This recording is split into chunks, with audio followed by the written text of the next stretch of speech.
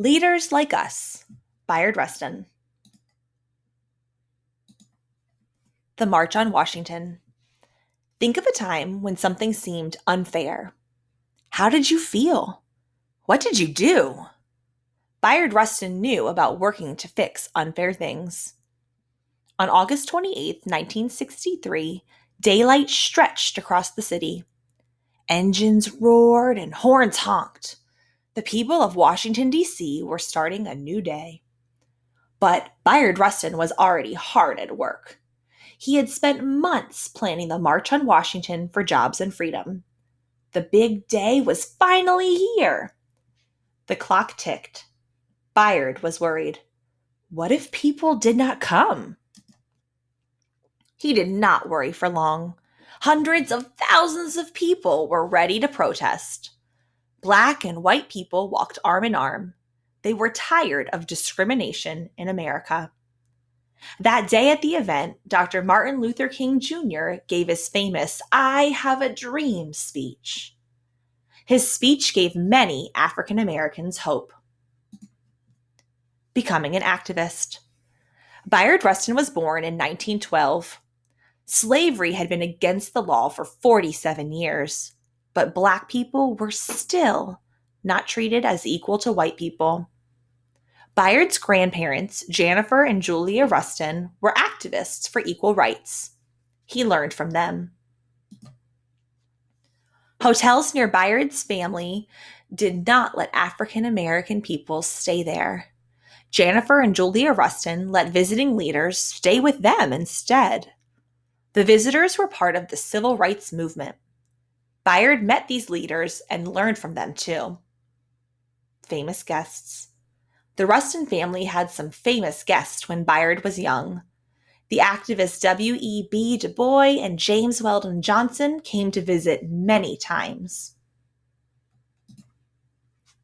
At that time, Black and white children had to go to different schools. Signs on buses told Black people where to sit. They had to drink from different water fountains. It was the law, but it wasn't fair. Bayard wanted to work for equality. He had learned from his grandmother's Quaker beliefs. He went to college with the help of the African Methodist Episcopal Church. He was going to be a leader. Leading from behind the scenes. Bayard believed in solving problems without violence. He made friends who felt the same way he did. He began teaching other people. He helped them plan peaceful protests, boycotts, and other events.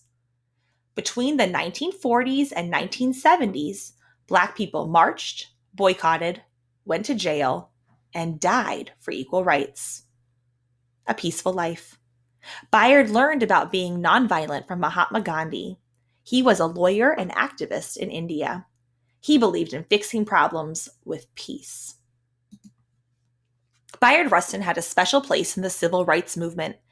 He did not give famous speeches like some people. Instead, he planned and organized. He helped people run equal rights groups.